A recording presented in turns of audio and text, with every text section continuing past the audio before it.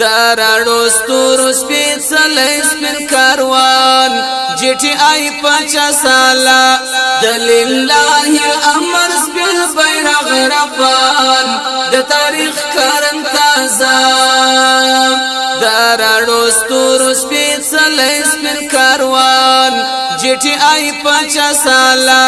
دللہ الامر سپین بیرغ رفان د تاریخ کرن تازه د ډاکټر سرفراز خان زوی نورنګ په پاتون دستور بیا کوي غورځنګ سپین کاروان د سپینو هلو سره دنګ بیا یې کړی دی د پټو رازو جنگ دیني ولی امید سره څنګ کامیابی او کامرابي ورکړه د بنګ بیا وهلی د خطر زنگ فسپو عاشقانا بکوی شرنگ فسپو عاشقانا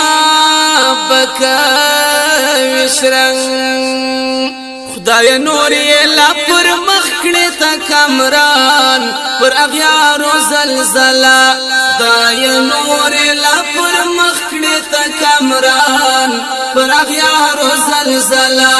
دارانو ستورو سپیڅلی سپین کاروان جی ٹی آئی 50 سالا دللہ الامر سپین بیرغ رفان د تاریخ کرن تازه کړو ارمان خاک خشاک د لړ میکال کړی د ظلم او د جبر استحصال د ذهني قوت کړی استعمال دا منم د احسان د ذل جلال دا منم د احسان د ذل جلال د حریت په لور گمزن په اشتعال د خوږو زیرو بیا راکړي وصال د بریاو با یو غرون حال نالری باور اسباب په منال نالری باور اسباب په منال بیا د لمر شغلی راخیږي پر جهان کړي بورکه تیاری کا بیا د لمر شغلی راخیږي پر جهان پرولي ولولا دارانو ستورو سپیڅلی سپین کاروان جی ٹی آئی 50 سالا دللہ الامر سپین بیرغ رفان د تاریخ کرن تازه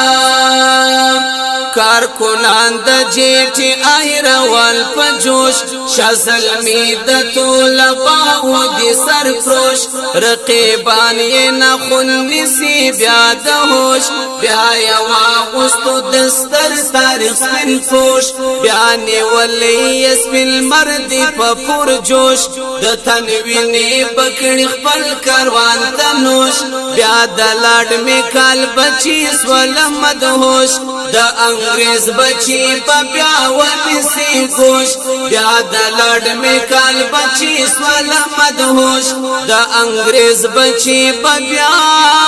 ونسی گوش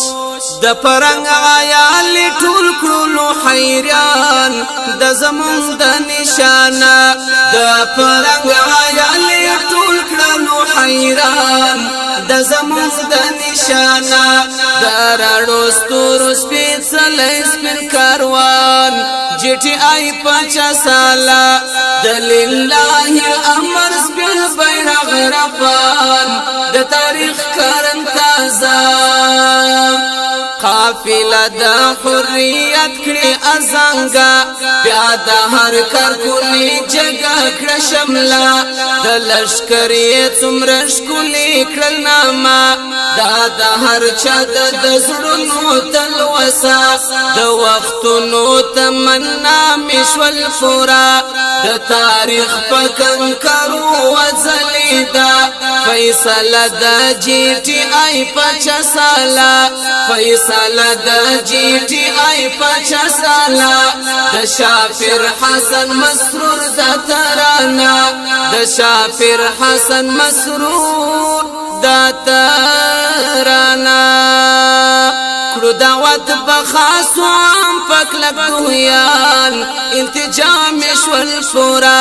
کړو دعوت بخاص عام پکلک دویان التجام شول شورا درړو ستورو سپېڅلې سپین کاروان جټي آی پچا سالا دلله الامر سپین بیرغ رفان د تاریخ کرن تازه